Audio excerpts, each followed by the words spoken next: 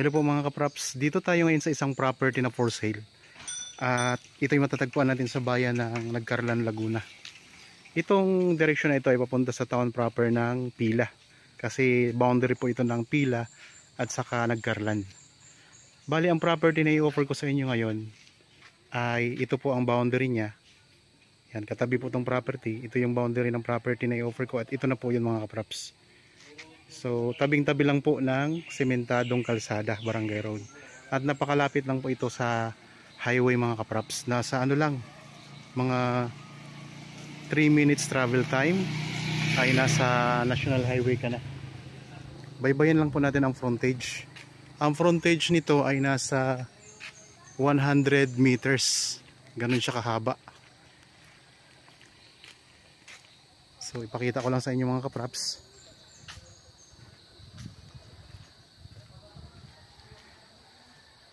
Mahaba ang frontage. Marami itong mga tanim sa loob. Meron na itong access ng kuryente at saka tubig. Ayan po ang poste ng Meralco. Poste ng Meralco. Tapos itong tubo ng tubig mga kapraps.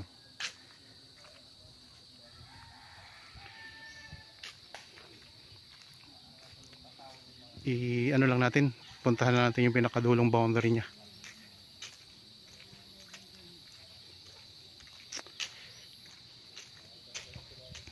Maraming mga tanim na mahogany sa gilid. Yan, ang daming mahogany mga kapraps.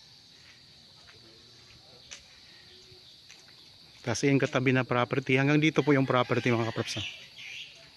Yan. Pader siya dito. May bakod ka na dito mga kapraps. Tapos doon sa kabila, may bakod na rin na barbed wire. Pasok tayo sa loob.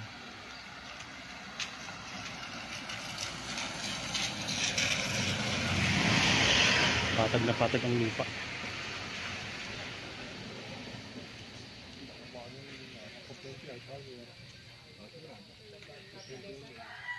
Okay, ito na po mga kapraps. Daming mga lansones.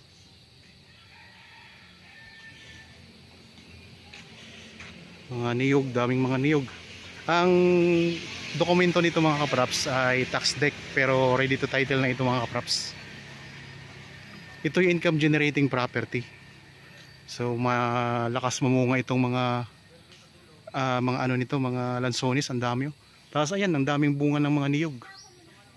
Daming bunga ng niyog mga kapraps. Mayroon pa kayo ditong puno ng sampalok. Ito. Sampalok kayo dito mga kapraps. Yan ang kalsada, yung pinanggalingan natin kanina. Puntahan natin yung loob ng property. Sa may bandang likuran naman tayo. Ito mayroon silang igiban dito ng tubig, yung source ng tubig.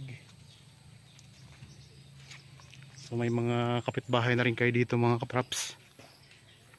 Ang presyo nito ay makikita nyo sa description box at sa title nitong video. Nandyan po, basahin nyo lang po yung mga kapraps. Tapos kung may kulang naman po na detalye, pwede po kayong magtanong sa amin. Tawagan nyo lang po kami. Marami din siyang mga tanim na mga kapraps, mahogany, may mga mahogany. Tapos doon sa may gilid ng property, may mga mahogany din. Tapos tingnan nyo, napakaraming mga lansones. Kaya ayos na ayos to mga kapraps yung property na to. Yan, itong sa gilid, dito sa kabilang gilid, sa left side, yan, may bakod na yan na barbed wire. Tapos sementado ang ano niya, yung poste niya. So, ibig sabihin mga kapraps, ang lalagyan nyo na lang yung bakod. So, sa harap kasi may mga nakatanim na ng mga puno. Parang yun na rin ang pinakabakod niya. Tapos, doon sa kabila, yung mayroon na siyang sementadong pader doon. Ayun na Pupunta din naman tayo doon mga kapraps para ikutin lang natin to. Dito barbed wire. Tapos meron pa kayo ditong tanim na kaimito. Ayun sa may bandang dulo. Patag na patag ang lupa nito.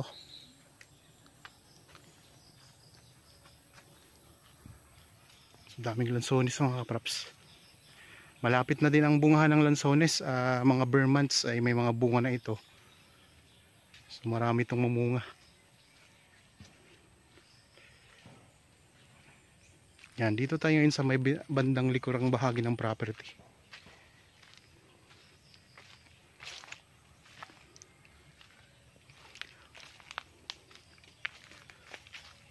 So ang sukat nito mga kaprops ay nasa 1.3 hectares o 13,000 mahigit square meters ito.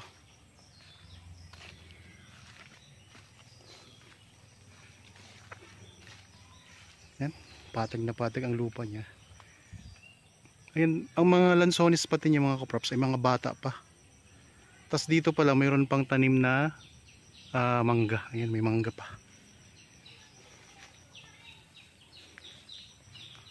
Mahigit 1 hektarya, 1.3 hectares ito mga kaprops.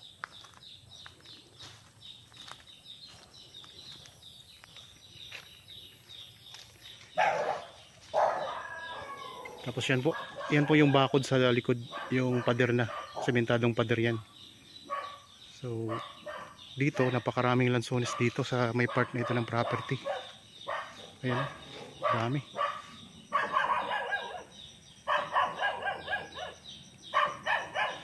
Puro lansones mga kaprops.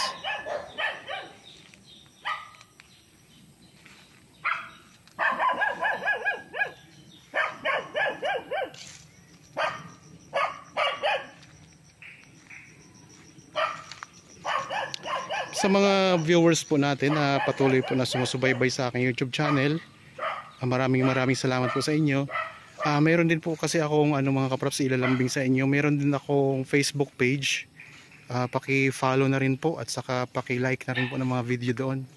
Tapos mayroon din po akong TikTok account.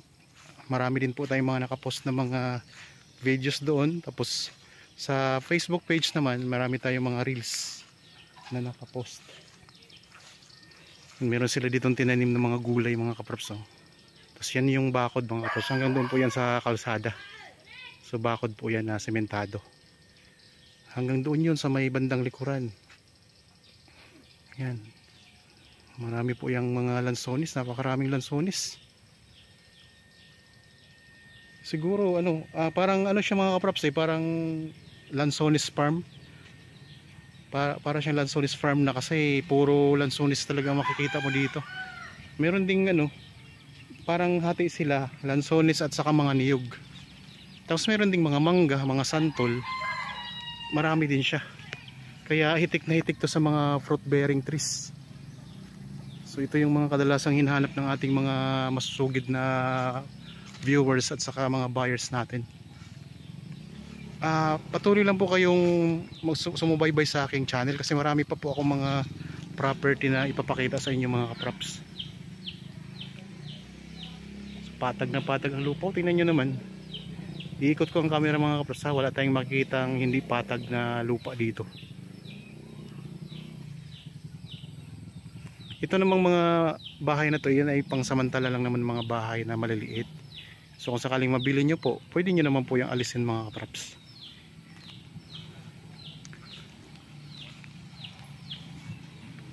Tabing-tabi lang ng kalsada to. Tapos may mga may mga viewers tayo na nagre-request na baka pwedeng ipakita yung yung mga kapitbahay ng property. So sige, pupuntahan natin para makita nyo rin po yung magiging harap ninyo, ang katabi ninyo. Nakita nyo naman kung ano mga katabi ninyo mga kaprops. Yan, may puno ng sampalo. Kanina pinakita ko na rin to.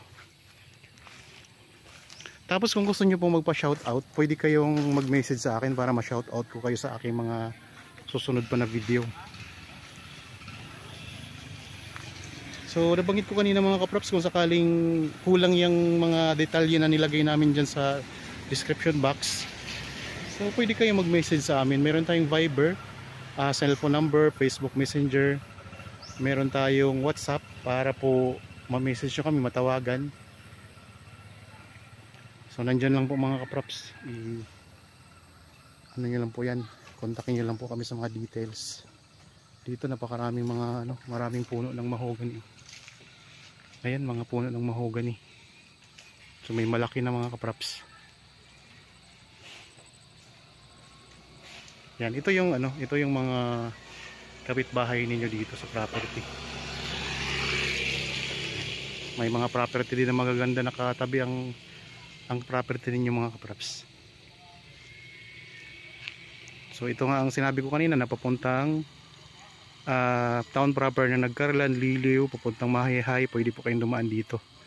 Ang distansya nito sa highway ay ano lang, nasa 3 minutes travel time nga lang po mga kapraps, ang distansya sa National Highway. Tapos dito sa kabila, ito yung papuntang town proper ng Pila, Laguna, nasa 10 minutes travel time lang din po ang distansya niyan. Nasa hanggang dyan po ang property, yung may puno na yan. Yan po ang pinaka boundary, yung pinanggalingan natin kanina sa pinakauna nitong video. Pasok tayo uli.